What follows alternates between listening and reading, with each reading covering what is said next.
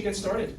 We're very lucky here to have Supervisor Matt Dorsey and from the ACLU, Matt Cagle. I will be formal tonight. It'll have to be Supervisor Dorsey and Mr. Cagle because otherwise everyone is named Matt.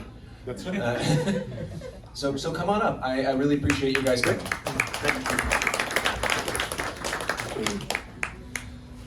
Again, I appreciate this is a good showing for a Friday evening arguing about a ballot measure. So thank you kindly. And it's nice to have a civil discussion about the future of San Francisco. Supervisor Dorsey, let's start with you. Please explain to us in a nutshell, and by the way, I don't need to hold you, this is not a debate, but not a debate, so we don't have a timekeeper, it's not gonna be 2 minutes, it's not going to be point of order, but you guys are pros and keep the answers on point. Okay. Thank you. So first I want to say thank you to Mission Local for having this event.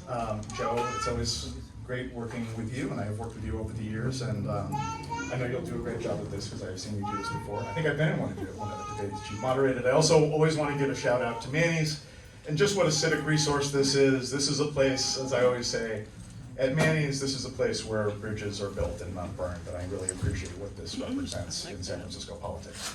And I'm looking forward to a civil and respectful debate that is on this, because that's not what the Prop B one is going to be like.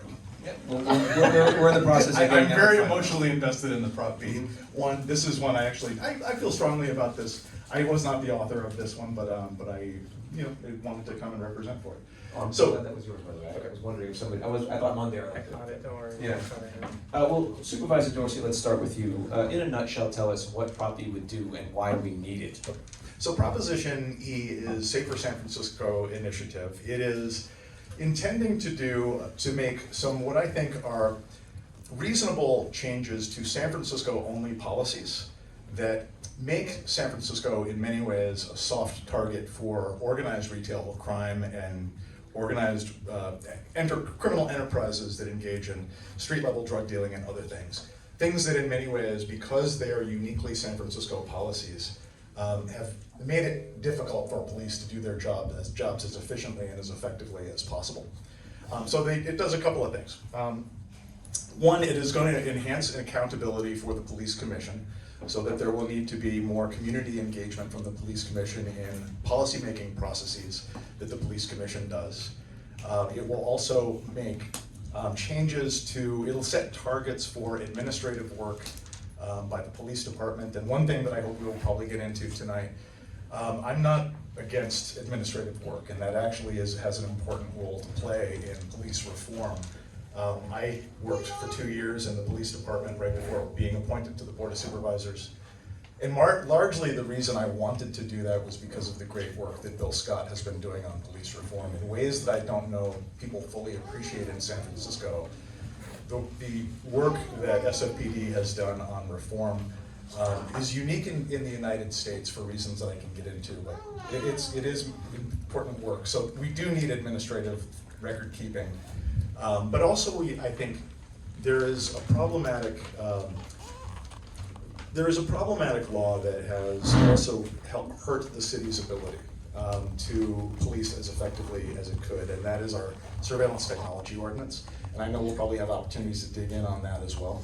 But I think there are some good common sense reforms that will protect civil liberties, and we're not abandoning the 4th or 14th Amendment here. This is something that is a uniquely San Francisco policy, and it's a common sense change that I think will make San Francisco safer. Mr. Cagle, we have a very similar question, though I'm going to phrase it differently, which is what does Prop B do and why do we not need it? Well, first of all, thank you for having us tonight here and having the ACLU here to talk about this measure.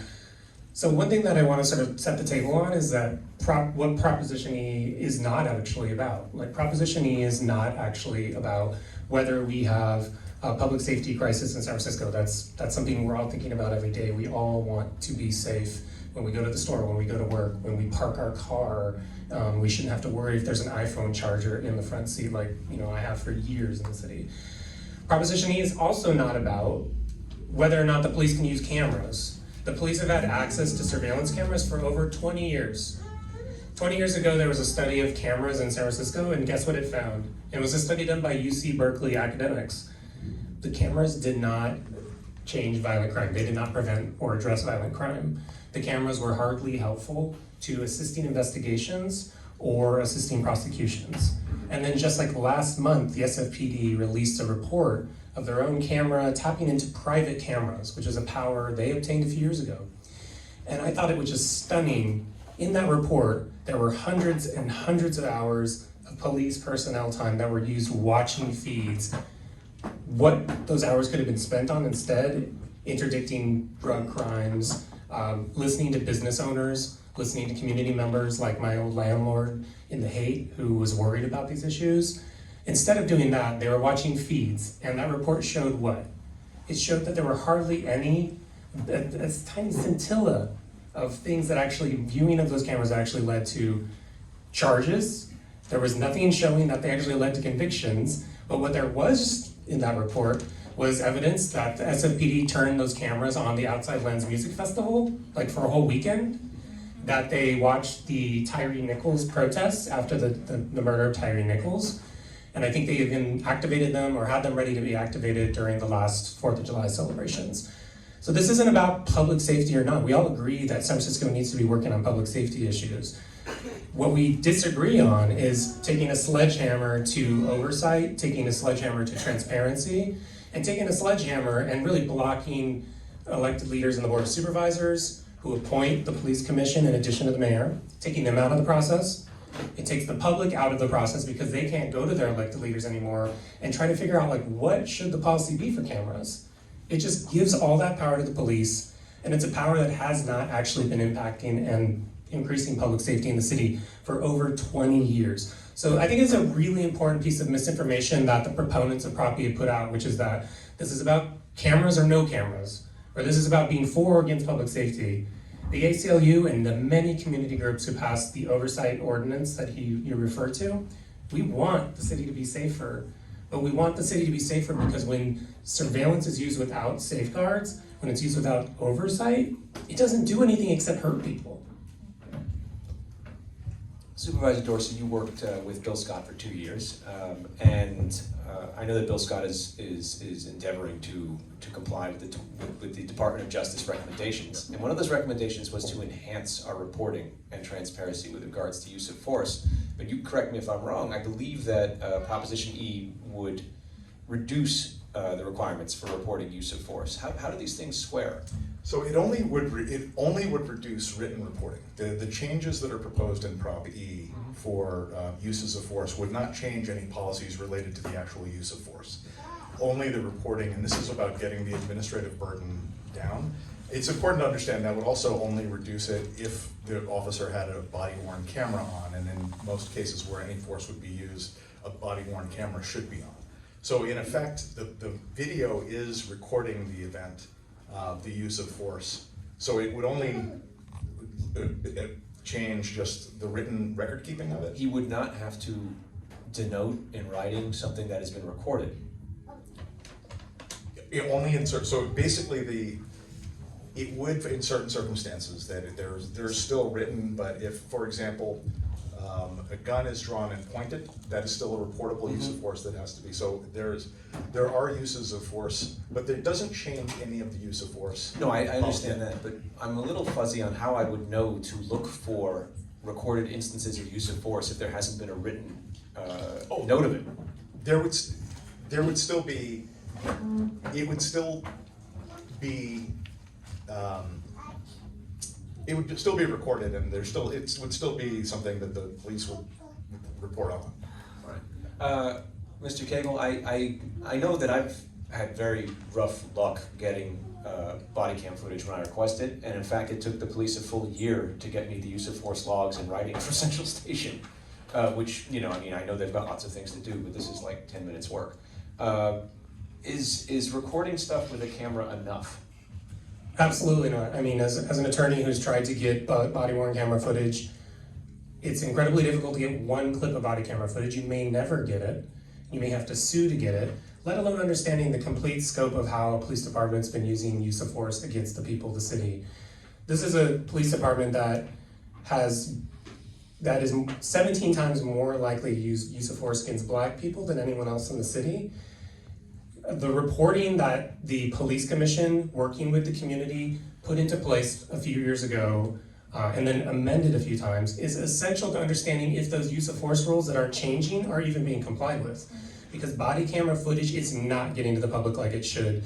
We've seen these murders in the news, these killings by police of people, often Black people. And we've seen that weight that the community and the families have to, go through to even see like one incident.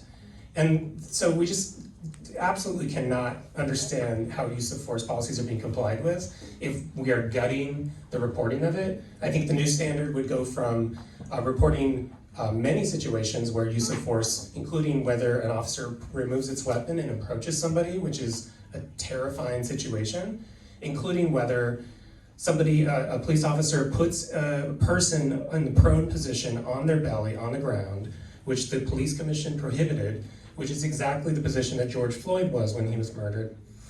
Without reporting on a number of issues, we're gonna not have clarity into knowing whether those policies are actually being complied with. And I think it's instructive that on your campaign website, which we were checking out today, because we were like, what are Supervisor Dorsey's decisions or positions? I was a little bit, not in full knowledge of that myself.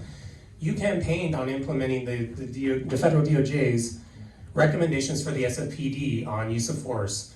A core part of those recommendations was write more things down, report more things. And that's still on your website. So we agree on this, that use of force reporting and writing these things down is essential to knowing whether the officers who we charge with keeping us safe, that's my daughter, by the way. It's Friday for everyone. She's right to agree with you. I mean, she's saying dada, which I think is I wholeheartedly agree with you. So these, understanding how the police use force, written records are so essential, and Prop E takes a sledgehammer to that. And it throws, and it rapidly reduces it, and then it cynically says that somehow body camera footage, which the police do not affirmatively release for every use of force incident, they often, in America, do not release it when somebody is killed by police. So saying that's a substitute for actual understanding of how police violence works in the city, it's both cynical, it's dangerous, and it makes us less safe. It's completely false that when someone is killed by police, there is a town hall within 10 days and all of the video is released. There is a whole process that has gone on that actually precedes Bill Scott. San Francisco has a lot to be proud of in terms of its use of force policies. There is a police reform advocacy organization called Campaign Zero that advocated for 8 can't wait reforms. One thing that was important to remember about San Francisco was the first major city police department in the nation to have all 8 can't wait reforms, including the use of force, because that was use of force policies. This isn't going to take a sledgehammer to that, and I think that's just it's kind of a politically motivated overstatement. What this will change is just the reporting of certain types of uses of force, and even more recently, there was the use of force guidelines were changed, or the DGO was changed more recently under Bill Scott to have more incidents of uses of force. This is an important thing, though, to make sure that officers aren't being tied up in a lot of paperwork, because that is one of the things that has to be adjusted. There's a thing to remember about police reform generally. In 2015, President Obama's task force on 21st century policing issued its report, and one of the first, actually the foundational pillar of that, was trust and legitimacy in law enforcement. Right now, I think we need to be thoughtful about the trust and legitimacy that policing is losing among people who feel that police are not doing enough to protect them from crime. So we do have, in this process, it is on brand and appropriate for a city that is committed to 21st century policing, that we're making adjustments where necessary to reduce the amount of administrative time. I think this is also something that hopefully we'll talk about in the Prop B debate more, but we're also facing an historic level of police understaffing in San Francisco. Sure. Is the way to save on paperwork to reduce the amount of time that you're documenting use of force? Is this where you would reduce your paperwork? I mean, I would seem like this is something you might want to denote. It's only for the uses of force that will be documented will all be on body camera footage, and there will be for many other uses of force. It is the lower level uses of force that would not be subject to a written report. Something I was hoping to ask you is why are we voting on this in the first place? Bill Scott in 2018 wrote that it is not a national best practice to promulgate policing operational policies relating to equipment usage and regulation by voter majority. Sorry, it's right on the page split. The responsibility to set and make policy adjustments and the responsibility to manage the operations of the department should rest with the police commission and the chief of police, respectively. So what changed? Honestly, I think the issue is, I think City Hall has demonstrated that it is not taking public safety seriously. That's certainly the case with the issue that I spent most of last year working on police staffing. I worked for most of the year on a charter amendment on police staffing that would be a plan to get us to a fully staffed police department, and at the last minute it was hijacked and turned into a tax hike scheme. That's emblematic of some of the problem. But this same board also amended the charter in 2020 to remove the minimum police staffing level. This same board also voted on that. I agree. But also it took the minimum staffing level out, and I think we should be taking a look at why we went off a cliff.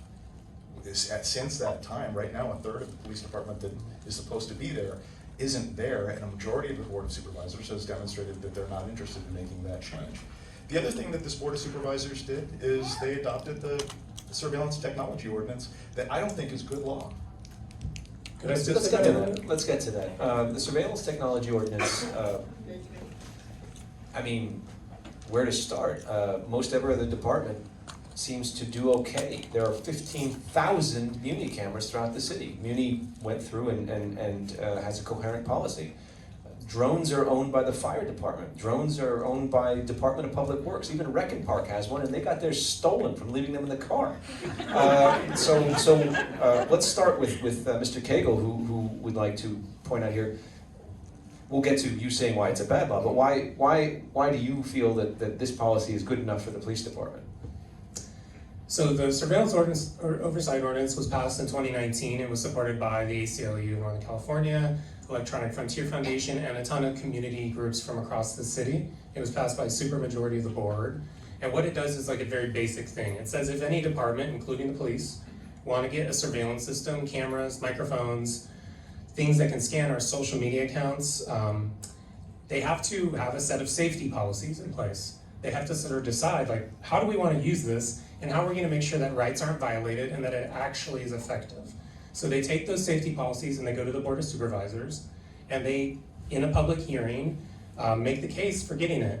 As far as I know, the police have never been told no by the Board of Supervisors. What the police have failed to do is bring forward policies for a number of surveillance systems that they currently operate.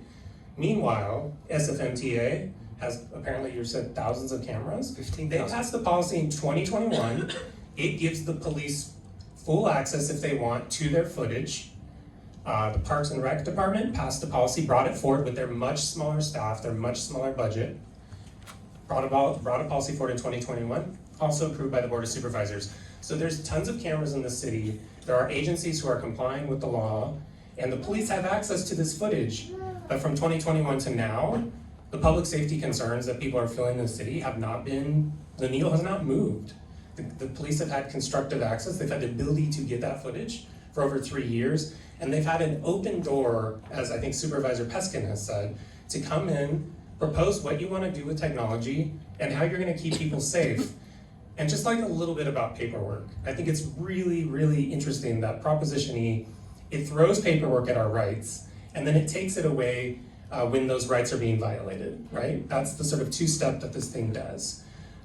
Proposition E will recreate situations that San Francisco has been in before. When I started working at the ACLU, we heard about a case of a black woman named Denise Green who was driving in a van, and police were using something called a license plate reader, which scans every plate automatically. They drove by her vehicle. It told them she was driving a stolen vehicle. So when there's a stolen vehicle, police, get into high gear because it can be a dangerous situation. Multiple weapons were pulled. Denise Green was taken out of her car, this black woman. and she was held at gunpoint and terrified. And then they learned on the fly right there that the plate reader had gotten it wrong. And the reason the plate reader got it wrong is there was no policy in place. So that kind of incident right there, which led to a civil rights lawsuit, thankfully did not lead to Miss Green being murdered.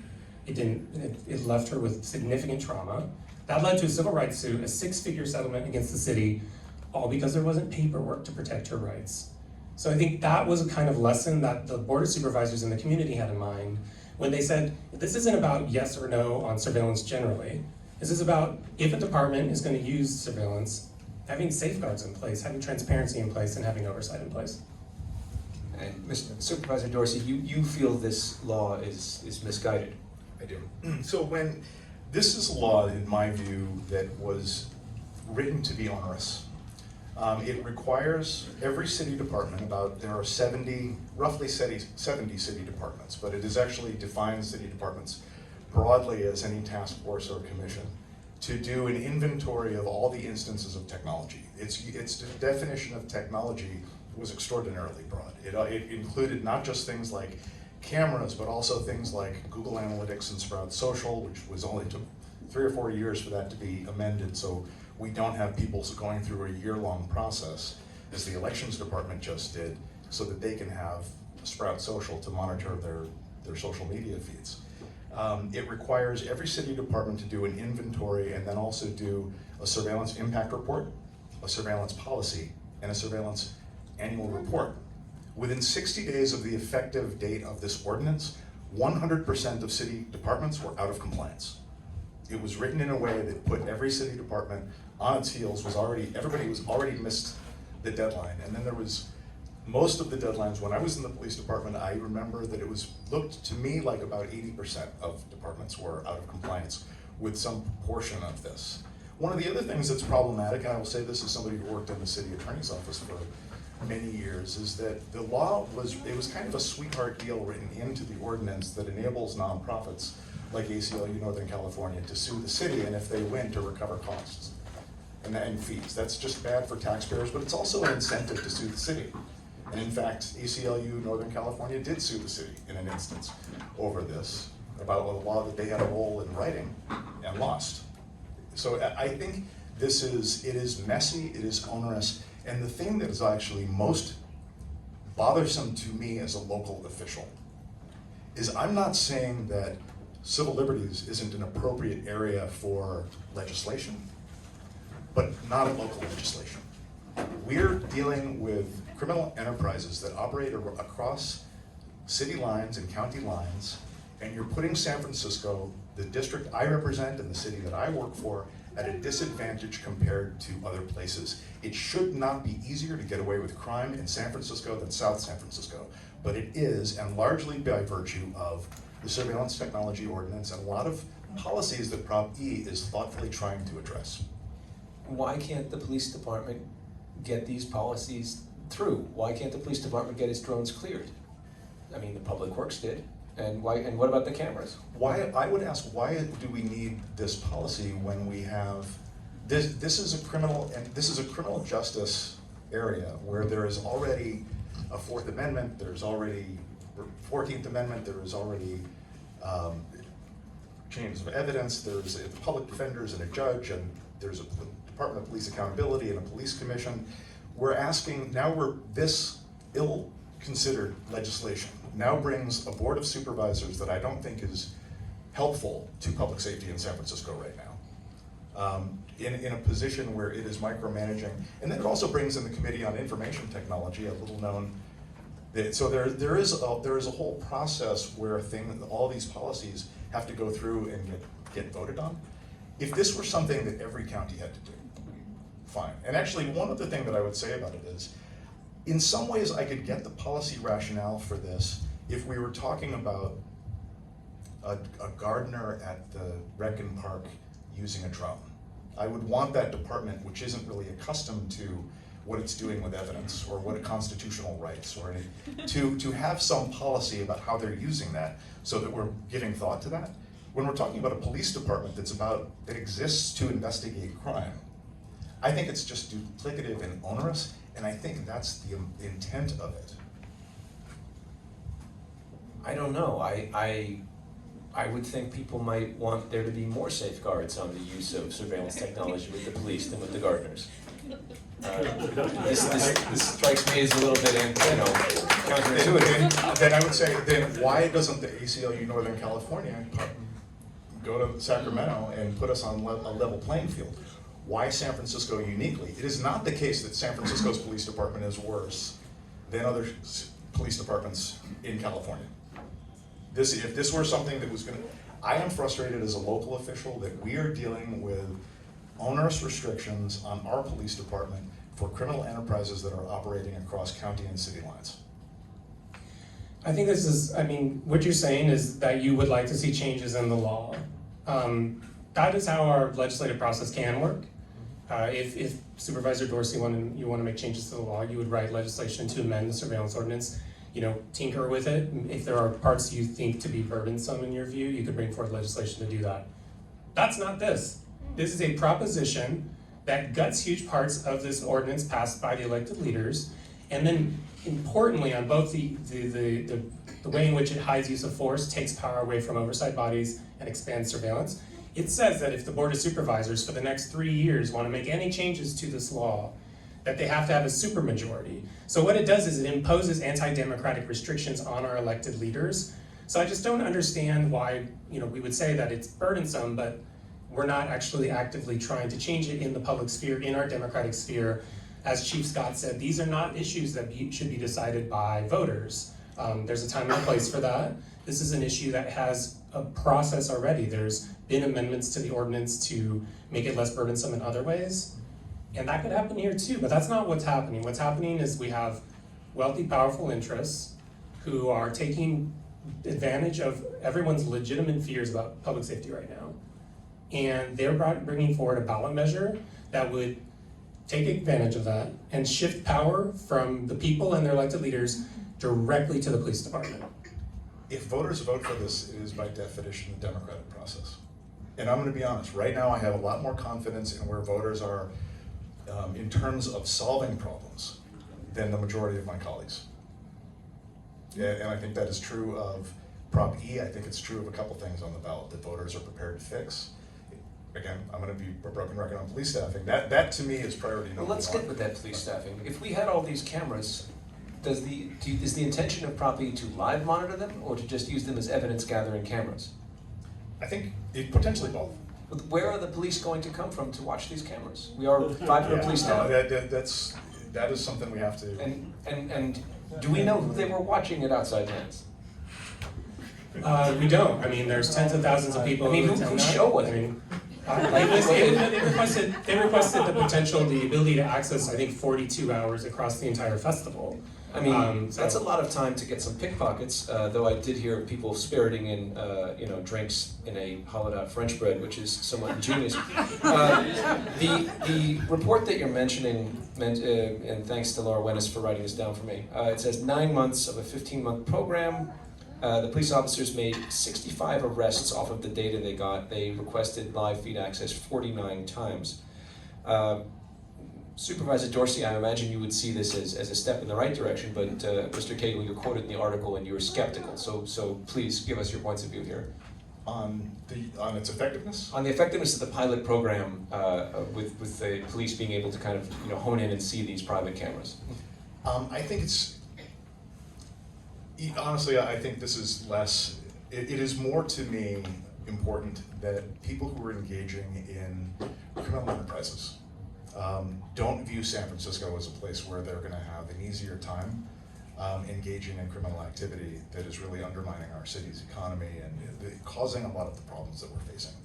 I would feel better if this were not a local patchwork of municipalities where it becomes known that there are things you can do in San Francisco as somebody who's engaging in criminal activity. I am encouraged that there's indications that this works, but I also think that prevention is part of this too. Mr. Cagle? So we only learned about how those cameras, this is an additional authority that under the oversight ordinance, the police obtained, which is to tap into privately owned cameras at businesses or like Ring cameras. The police can come to you and say, I want footage of your Ring camera. They got that power in 2022. This report only came out because we have a surveillance oversight ordinance, which is, I think it demonstrates and illustrates like why it's important to know like how the police are actually using surveillance. What was striking to me about the report is that it listed a lot of times they activated the cameras, and then it listed arrests that coincided with those activations. What it didn't say was even more telling. It did not say that those cameras actually served as evidence in any charges. It didn't even say if charges were brought. It didn't say if convictions were obtained, and it didn't say whether this was making the city safer by directly using cameras to solve crimes. So I thought it was a really interesting report because of what it didn't say, and then what it did say was that they were turning these cameras on to watch protests, watch outside lands, and they used over 200, I think, hours of officer personnel time that could be doing the things that are working right now in the city. So there was a Chronicle story recently about how in the second half of last year, this is still a huge problem, but in the second half of last year, car break-ins like dropped dramatically. They're at numbers going into the new year that were half of what they were a year prior. And that's because of, and I control F'd the article as one surveillance attorney does. I was like, surveillance, camera, no, it's not there. What was happening is that the police are using traditional law enforcement stings and tactics, and it's having a marketed impact on these car break-ins, which are a huge problem here. So we need to understand how they're using surveillance, and we need to talk more about what is actually working in the city right now that doesn't involve surveillance at all. And there's facts out there that show that. If it works at all, I think the city like San Francisco should have access to it to protect our city. Do we need cameras to tell us there's drug dealing going on at Turk and Taylor? No, but it might help. It might help. And again, this isn't about whether the police can use cameras. The police have had access to surveillance cameras for over 20 years. The police have had an open door at City Hall to bring forward policies that protect our constitutional rights under an ordinance that says clearly cameras are covered, and they have not done that. They have not brought forward, they brought forward the private camera program, but they have not passed the policy for the cameras that they operate themselves. Yeah. So why is it that the SFPD has been able to do that and be able to share it with the police agency? Why is it that Parks has been able to do that when it's SFPD who takes the lion's share of the city's budget and has the ability to get that authority to do that camera surveillance right now? Just one final thing though about this talking point about like bringing lawsuits and all of that. It's such an essential part of civil rights laws in America that they don't just enforce themselves, nor does the Constitution. These things are just pieces of paper unless we enforce them. So it's been the case for decades upon decades upon decades that a civil rights law has something called a private right of action, which basically says that any member of the public, includes the ACLU, it includes all of you, can bring a lawsuit to make sure the law is being followed. You only get attorney's fees or costs if you win. You don't get anything if you lose. And we brought a lawsuit in 2021 because we learned that the police were spying on Black Lives Matter protests. They'd activated the cameras held by the Union Square Business District for a broad swath of the middle of the city. They watched protesters marching down the street, calling for police reform, and they kept it secret until it was found out. So we brought a lawsuit because they hadn't obtained the authority to do that. They hadn't put safety policies in place to make sure that if they turn those cameras on, they're not staring at protesters for no reason at all. And so that was precisely what happened. Once we brought the lawsuit, SFPD woke up and they brought forward a policy to get approval for that kind of program with safeguards in place for First Amendment activity. That policy was passed by the Board of Supervisors, and now the police have that authority. I don't think people fully appreciate how onerous this is. Defining city departments as broadly as they were defined, asking all city departments to, within 60 days to do an inventory. I would bet that if I was to ask the budget and legislative analysts to do a research project identifying how many technologies are not in the inventory, I'll bet there'd be a lot of city departments out of compliance. I'll bet if I was to do a count of who's up to date on their annual surveillance reports, most city departments would be out of compliance. I was chair of Rules Committee when the director of elections came to make a presentation having gone through a process that included the Committee on Information Technology so that he could get just social media monitoring, Sprout Social or Hootsuite. It took, and I asked him, how long have you been working on this? He said, over a year. The Committee on Information Technology staff has 3 people working for it. And I would say, you know, when we're talking about the work, the kind of staff work that's done, I'd say it would be another interesting report for the controller or the budget and legislative analyst to see how many city departments are. I know in the police department there's one person whose job is just this. You know, probably there needs to be more, and that's probably why we're not. I'm surprised you haven't brought up SurveyMonkey yet. That was yeah. Yes, that was in there. Yeah. So like, yes, that strikes me as being an overreach. But on the other hand, again, I would rather they spend less time, you know, with SurveyMonkey and more time looking at things like this. And correct me if I'm wrong, the police did get policy codified for license plate readers, correct? Yeah. Yeah. And there's very few technologies. There are things that can go wrong worse than a license plate reader, correct? So that was accomplished. I'm still just confused. You know, as onerous as it could be better. It seems that every department and the police department can do this. I don't understand the need to exempt the police from this ordinance. And that's a really you important. could make the ordinance better, right? I totally agree with you. But it seems it's odd to call an exemption on one city department. I would prefer that you could put cities and counties on equal footing and not put us in a situation where San Francisco has uniquely San Francisco policies that are making us uniquely less safe.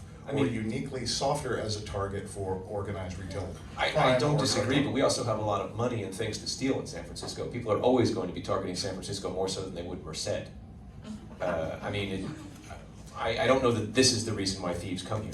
This is where the money is. In November 2021, when the Louis Vuitton, there was a weekend there was a lot of organized retail theft activity. It wasn't just San Francisco. There was a high-profile Union Square incident.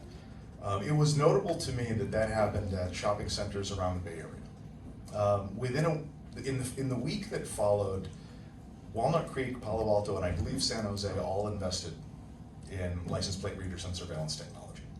We could begin that process. And look, I'm gonna be honest. Like, I don't work for the police department anymore. Are there efficiencies? It's not. No. Are there inefficiencies there? Yes, there are. It's understaffed in the civilian ranks as well. I do see where that this is something that I don't think this surveillance technology ordinance, to me, when you have a law that puts departments out of compliance as quickly as this one did, where an organization that had a large role in writing the law sues on how the law was violated and then loses, it actually inadvertently banned iPhones and then had to be adjusted. Nobody realized that it was, as soon as it was passed, there had to be an adjustment for the facial recognition technology on that. I think more thought had to go into this. And now we're in a process where this is part of the democratic process that's playing out on Super Tuesday. We do get to make, as voters, you all get to step into the shoes of the legislature to make decisions about how policies are gonna affect our city. I think this does it in a way that is reasonable. And ultimately, the thing that's most important to me as somebody who really cares about police reform is it affirms the pillar number 1 of what police reform is all about, which is the legitimacy of policing. People have to believe that their constitutional rights are going to be protected, but they also have to believe that the police department is going to do its job to keep them safe and to make sure that the things that are plaguing our city's economy right now that are related to safety are effectively policed. Let's talk a little bit about the chases.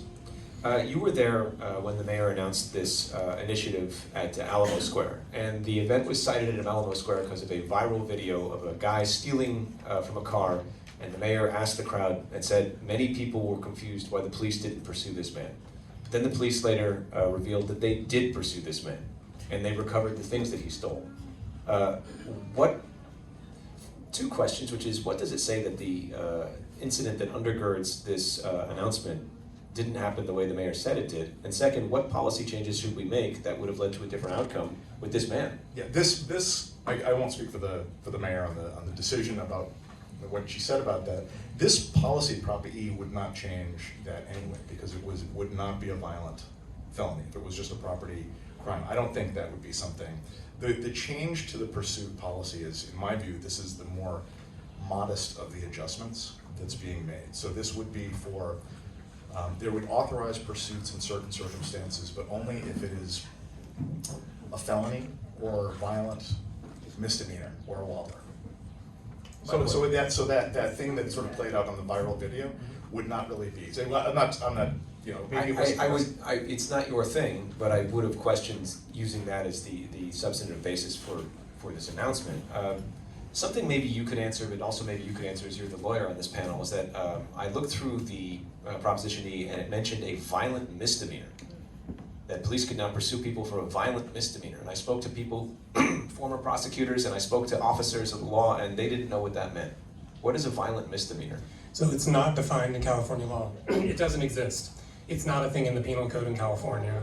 So if we're talking about, you know, bringing things to, like, making changes that you believe needed to be made, and then the restrictions this places on the legislature to actually get things right, this says that car chases can happen whenever there's a felony, I believe, or a violent misdemeanor. Violent misdemeanor is not defined in the California Penal Code, so there's no guidance there for when car chases or car pursuits can happen. And there's no way to change this erroneous, wrong text in the measure at this point. And the board would have to have, I think, a supermajority until 2027 to do anything on it.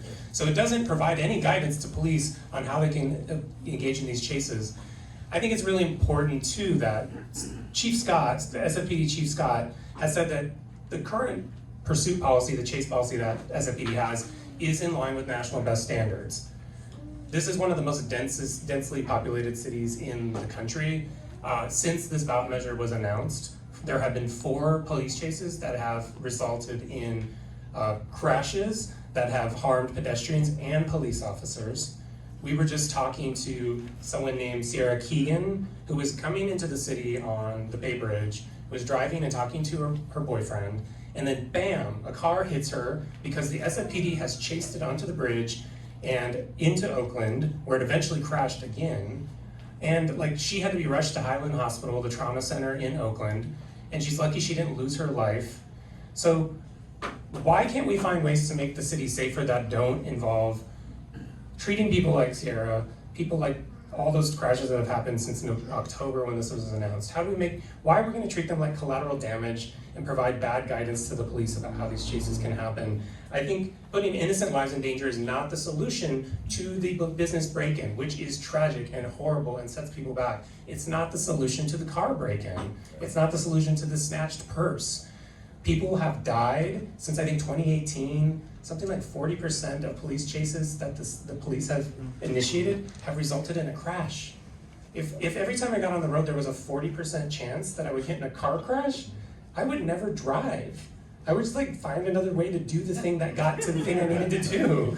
I would walk or something. So these are incredibly dangerous, and this just unleashes it against national best practices, against the chief's own statements about what a national best practice is.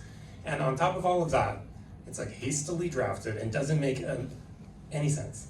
I think it's thoughtfully drafted. And the reason I think it's thoughtfully drafted is because it gives a measure of flexibility, but it's only a measure. And it does also put it on the officer must weigh the seriousness of the crime and the likelihood that the pursuit will prevent the crime or lead to apprehension, and against potential dangers to the community and officers. If this is something that's happening in an uninhabited area of Treasure Island, which I represent, at 4 o'clock in the morning, there's a likelihood that it's appropriate, and there's a likelihood that the person could be apprehended. We should do that. In other words, it is putting it on the officer that there has to be a consideration for safety and the likelihood that it's going to have an outcome. Does the legislation, as it stands, say anything about that officer checking in with his supervisor? Is that streamlined at all? No. It puts it, but it also, if in hindsight it turns out that the officer didn't do that, then it could be subject to a DPA complaint and discipline. It would be reviewed internally. I think of the changes that Prop E is contemplating, the most measured is police chases. And I think this is more getting at something that's happening at 4 o'clock in the morning in an area that's then. Doesn't say that. It does, You have a chance. I would say, and this is having worked in the police department and the city attorney's office, it is putting it on the individual officer to make a decision that may result in discipline or his dismissal, or her dismissal, if that person doesn't follow the rules. That's what So we're I had for. a long discussion yesterday with a police officer I've been talking to since 2007 about police officer things, and he went over the list of suspected crimes that could result in a chase, and he described it as vastly expanding the things that could entitle a chase. And frankly, he said that he was glad, because he said it was very frustrating not to be able to chase people that he saw committing these crimes. But then he said something that I thought was very profound. And he said, this is going to bring a great deal more risk for me, but I'm all right with that because that's my job. But it's going to bring a great deal more risk for the people of San Francisco, because there will be chases going through town. And when the voters are voting, they need to factor that in. They're bringing more risk to themselves, and the term public safety is double-edged. Do you think the voters fully comprehend that? I do. And I think, again, I think this is as modest a change as this law contemplates. It does put the onus on the officer to make a judgment that assesses safety. There would be a lot of consequences for not properly assessing that. And I think this is, in some ways, this is getting back to a situation where it's putting San Francisco more in line with surrounding counties that have similar policies. This is one of those kinds of things where San Francisco is known to be a city that doesn't pursue. Mr. Cagle, do you think that the voters understand that what this could do for their lives? Do you think that that's something that's going through people's heads? I don't know. I mean, I trust that voters are if voters see that, almost 40% of chases initiated by the police since 2018 have resulted in crashes, and that I think 15% of those have resulted in injuries. If they see that, the amount of crashes that are the result of pursuits that are happening in broad daylight, there was a crash, there were so many last year, but in May 2023, a person was killed because a police car careened into the bus stop next to the Safeway at 16th and Potrero, I believe it was. The subject being pursued. The subject being pursued careened into the bus stop, killed a person, I think injured 4 people. This is in the middle of the day as far as I understand it. So when we talk about the hypothetical of the safe police car chase, that's a hypothetical. The reality is that these chases are harming people. They're happening in one of the most densely populated cities. We at the ACLU, we think this is one of the more radical parts of this measure, in that it just unleashes these police car chases that are not making the community safer. We've got some good questions here, and keep them coming, and my advice is to write short questions that I can look at and not neglect my guests. Mr. Dorsey, Supervisor Dorsey, did you have a rejoinder? No, I just Okay. said, I don't think it's radical. I think this is pretty measured and puts the onus on the officer to assess safety. This is a good question from the audience. It says, how are we going to track officer time to show they spend less than 20% on paperwork? So we talk about paperwork burdens in this and how the measure is purportedly supposed to remove paperwork burdens. This is a great question because right now officers do not track administrative time, which is the time they're at their desks doing reports, as I understand it. So there's no tracking system for that. And then Prop B comes in and says officers can't spend more than 20% of their time on administrative time. So there needs to be, if Prop B becomes law, a new regime of tracking administrative time and paperwork that is going to somehow result in better policing and better responsiveness to the business owner who got broken into in Chinatown, or the person whose house was broken into. So Prop B actually adds paperwork because it has this 20% thing that I don't know where that came from, but it doesn't reflect actual practices. Chief Scott, I believe this week or very recently confirmed that they do not track administrative time. So a 20% requirement adds paperwork burdens to the police department. Okay, so administrative work is tracked, and it's actually part of 21st century police reform findings that an officer's time should be spent. The President Obama's recommendation was 30% administrative time, but that actually includes things like police reports. The way that this is written is actually setting policy but not a requirement. So it's not, this is actually it is setting a target that no more than 20% of on-duty time conducting administrative tasks, and this is the important part, except for tasks required by law, such as completion of arrest reports for the booking, arrestees, and property, and except for training and education. So the assessment of this is done for workload analyses that set staffing levels, for example. We did, when I was in the department, that was when the matrix staffing report was issued, and there are ways that there will be, now I don't know if everybody in the department is tracking on it, but there are ways that it can be assessed, and it's not that strict. My reading of this is that it's not that strict. It's setting a policy that also doesn't include things like doing the basics of filling out police reports. I mean, are they gonna have a stopwatch? I mean, No, I think it is in many ways the way that we assessed workload, calls for service, the way that we set staffing in San Francisco is to do sampling and surveys. Right now we have a good process that I think is working for how we set staffing, but I think that's also the way that we judge workload analysis. That was part of again, police reform, the 21st century police reforms. It was supposed to be 1/3, 1/3, 1/3, which was generally speaking administrative, community policing, and then or just police work, and then also what would be called affirmative policing or community policing. this one is addressed to the ACLU man. It says, what is the justification for San Francisco to have different controls around surveillance versus other nearby cities? I think the justification is that there were amazing community groups and people who had seen the history of SFPD using surveillance without any oversight, without any transparency.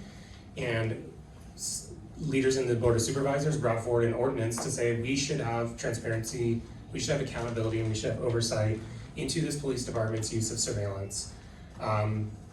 There have been attempts to do it at the state level. I would love Supervisor Dorsey to support one of those attempts to make sure that all communities in California can have that kind of legislation. But when that legislation was brought in Sacramento and we worked on it, the police lobbies opposed it. The police lobbies killed it.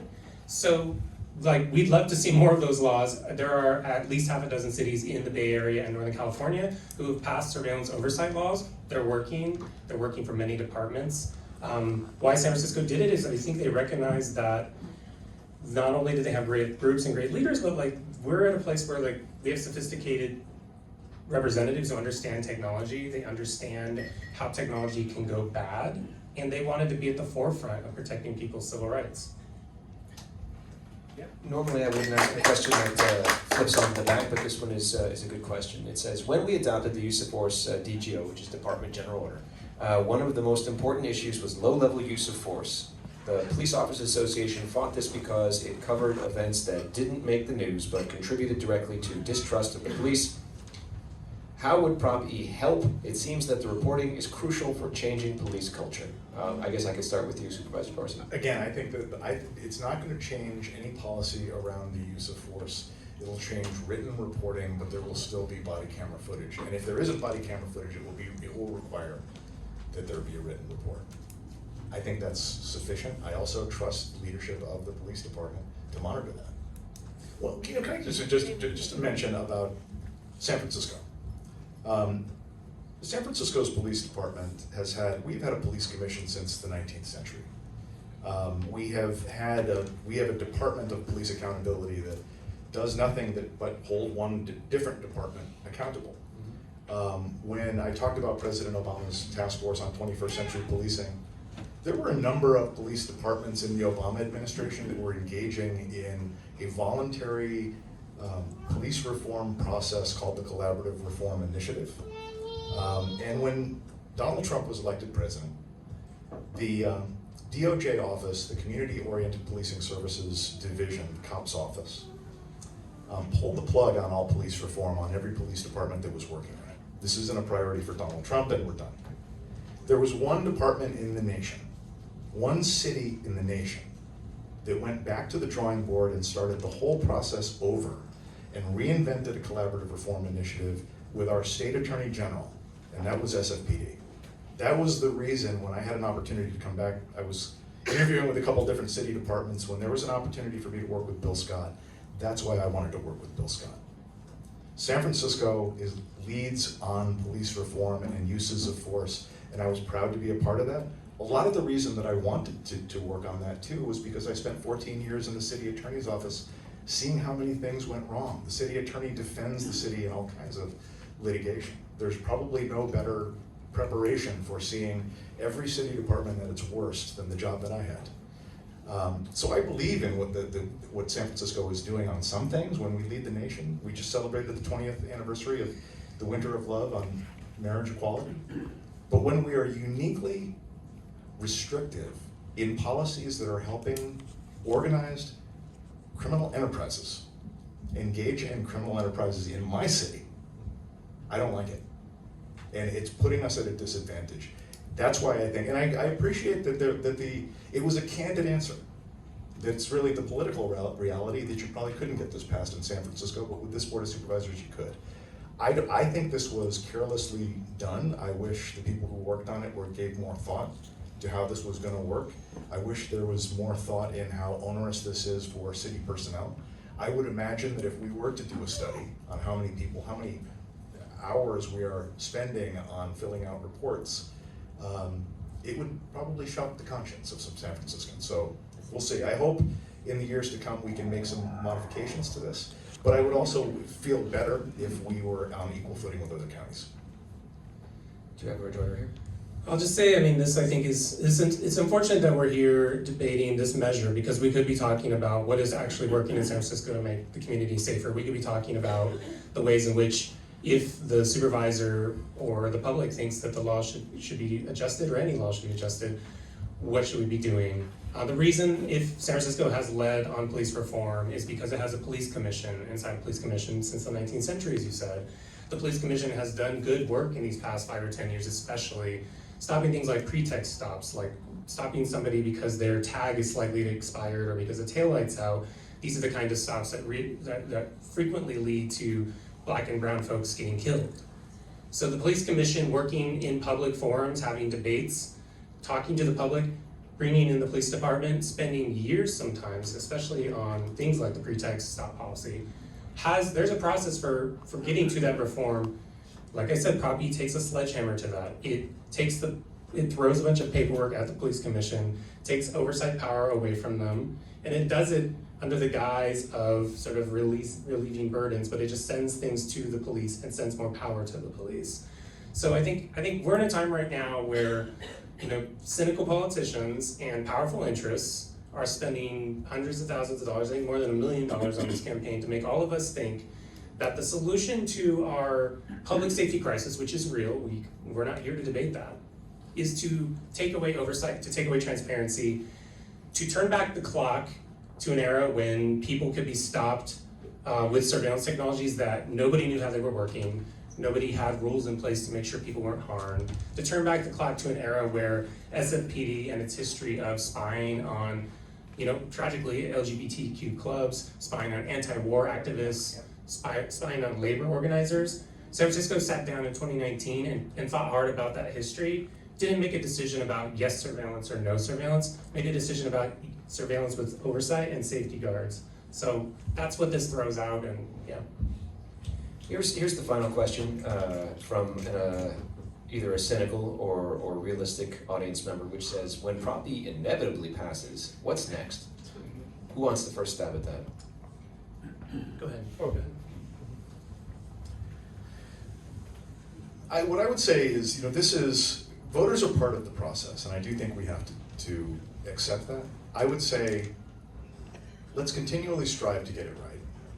And accept that some things that we may have thought were good policies when we enacted them a few years ago weren't. I think that's how I feel about 19B. Obviously, I'm not gonna, but but it also allow for the possibility that maybe we have to come back and fix this as well. And I think there's provisions in here where the Board of Supervisors will be able to do that. I think there was a thing that it was brought up about it's going to be a supermajority for a little while until that was, but it'll be a majority vote. There will be flexibility for policymakers moving forward to make adjustments as needed.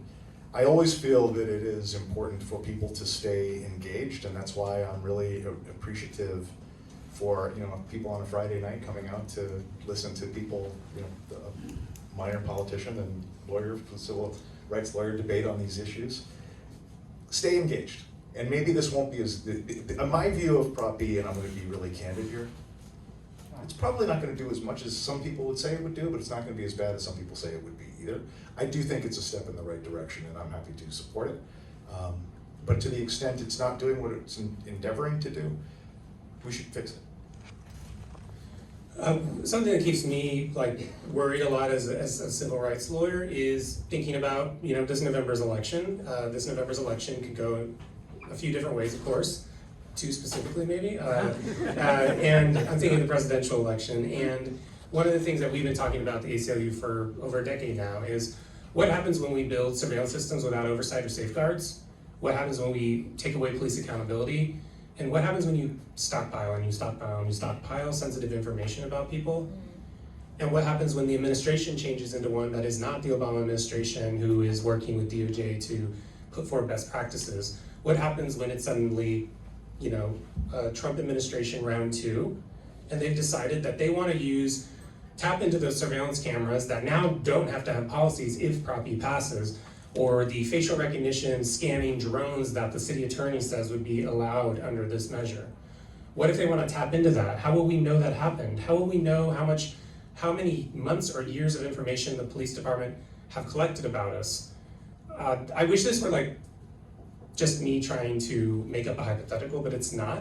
Because during the Trump administration, the first round, we saw how the Trump administration turned ICE specifically and aimed its surveillance demands at localities across the country who had collected the driver locations. They collected it to do legitimate things like find stolen vehicles or locate Amber Alert vehicles. They amassed and amassed and amassed information, and then the Trump administration came a knockin' and demanded it, and they used that information to target, to deport, and to rip apart families. So we've seen what happens when we build surveillance without oversight and without safeguards in place to make sure that outside administration can't tap into it. Now I also think about the overturning of Roe v. Wade, and I think about how there are anti-abortion states that have criminalized abortion, and how if we put cameras up in the city that will no longer need to have any policy but can have facial recognition, then a future Trump administration or a future whatever administration or a state with anti-abortion laws can send demands to San Francisco that we may never learn about and say, tell me of all the people who don't live in the city who came into your city to get reproductive care. Tell me about the people in the city who live in the city and got reproductive care. Tell me about the people who traveled to California because they had hoped that they could get gender-affirming care. That's the future that I worry about if we take cameras, if we take drones, and we take surveillance generally, and we take it out of oversight and out of transparency. That's not a world I want to live in, and I hope voters agree with us ultimately. On that note, I hope everyone has a good Friday. I appreciate you coming out here.